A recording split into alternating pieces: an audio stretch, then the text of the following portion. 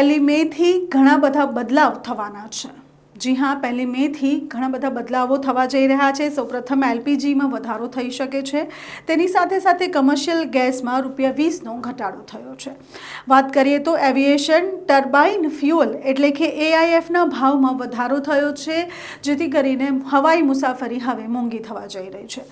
Saving account જો તમે ધરાવતા હોય તો સેવિંગ એકાઉન્ટ યસ બેંક અને આઈસીઆઈસીઆઈ બેંકમાં ધરાવતા હોવ તો હવે તમારે વધુ ચાર્જ ચૂકવવો પડશે। તમારે ચેકબુક અને પાસબુક ઉપર પણ ચાર્જ ચૂકવવાના રહેશે। તેની સાથે આઈડીએફસી ફર્સ્ટ બેંકમાં જો તમે ક્રેડિટ કાર્ડ ધરાવો છો તો તમારે ક્રેડિટ કાર્ડ ઉપર જીએસટી પણ હવે ચૂકવવું પડશે। 15,000 પ્લસ જો ક્રેડિટ કાર્ડનું બિલ હોય તો તેના ઉપર તમારે ક્રેડિટ કાર્ડ ઉપર જીએસટી ચૂકવવું ફરજિયાત બન્યું છે।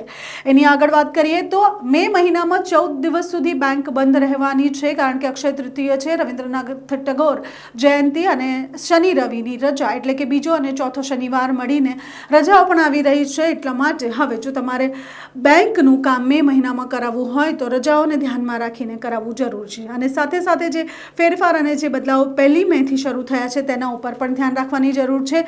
હાલ પેટ્રોલ અને ડીઝલની વાત કરીએ તો પેટ્રોલ ડીઝલ હમણાં નથી વધી રહ્યા ભાવ, પણ ટૂંક સમયમાં તેના પણ ભાવ વધે તેવી શક્યતા લાગી રહી છે।